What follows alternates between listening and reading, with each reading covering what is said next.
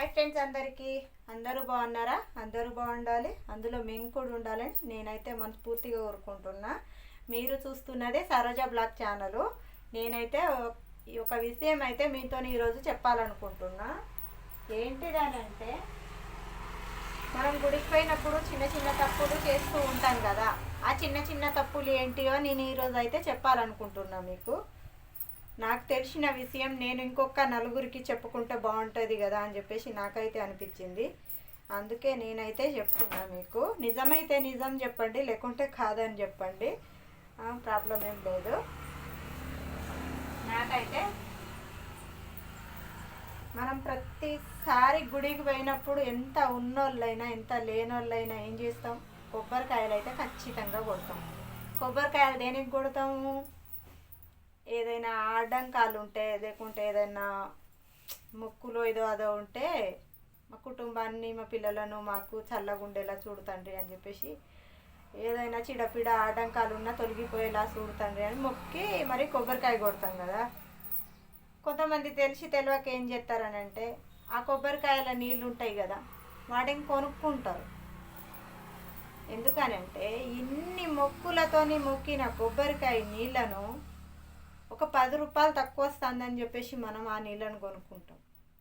నేను కొనుక్కునేదాన్ని ఒకప్పుడు. ఎందుకని అంటే నేను కూడా గుడికి పోయిన ప్రతిసారి ఆడ బాటిళ్ళల్లో నింపి అమ్ముతారు కదా, నేనైతే కొనుక్కునేదాన్ని ప్రతిసారి. నాకైతే ఒక గుడికి పోయిన కాడ కొనుక్కొని గుడి లోపలికి పోతా అంటే ఒక అయ్యగారు అయితే చెప్పిండు, అమ్మ ఎన్నో ఖర్చు పెట్టుకొని గుడికి అయితే వచ్చినావు కదా, బయటికి పోతే ఇంకో 10 రూపాయలు ఎక్కువ అవుతాయి నీకు. ఈ కొబ్బరి నీళ్ళు ఎందుకు కొనుక్కున్నావమ్మా నువ్వు? ఎంతోమంది ఎన్నో కోరికలతో నీకు కొట్టిన కొబ్బరికాయ నీళ్ళను నువ్వు పైసలు ఇచ్చి మరి ఆ బాధలన్నీ కొనుక్కొని పోతాను, ఇది కరెక్టేనా అమ్మా అని ఆ అయ్యగారు అయితే నన్ను అడిగిండు. ఆ అయ్యగారు అడిగిన క్వశ్చన్కి నా దగ్గర ఆన్సర్ లేదు.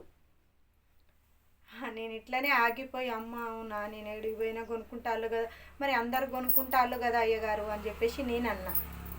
తెలియక కొనుక్కుంటాళ్ళమ్మా, ఇప్పుడు నువ్వు కొనుక్కున్నట్టే వాళ్ళు కూడా కొనుక్కుంటారు, తెలియక కొనుక్కుంటారు. ఇంకో 10 రూపాయలు పెడితే బయటికి పోయినాక నీళ్ళు అయితే వస్తాయి కదా.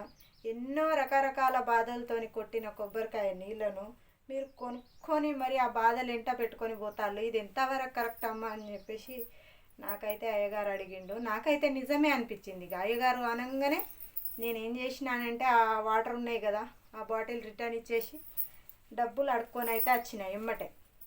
ఎందుకమ్మా రిటర్న్ ఇస్తాను అని అంటే, ఇక వాళ్ళకి ఎందుకు చెప్పాలి మనం అన్నట్టు, నేను దర్శనం చేసుకొని వచ్చేటప్పుడు తీసుకొని పోతా అని చెప్పేసి రిటర్న్ అయితే ఇచ్చొచ్చిన.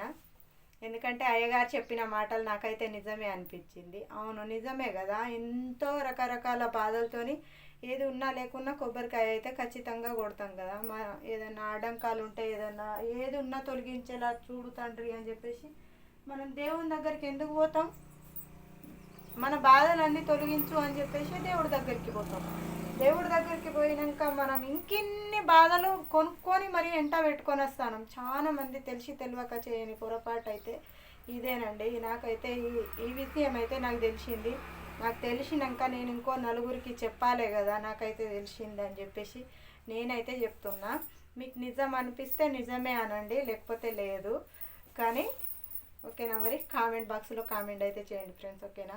నాకు తెలిసిన విషయం అయితే నలుగురికి, అది నిజమేనో కాదో మీరైతే కామెంట్ బాక్స్లో కామెంట్ అయితే చేయండి ఫ్రెండ్స్. ఎందుకంటే చాలామందికి తెలియదు కదా, నాకు కూడా తెలియక నేను కూడా కొనుక్కునేదాన్ని. అందుకే నాకైతే అయ్యగారు చెప్పిండు, నాకు నిజమే అనిపించింది. మీరేమంటారో కామెంట్ బాక్స్లో కామెంట్ అయితే చేయండి ఫ్రెండ్స్, ఓకేనా. మరి బాయ్.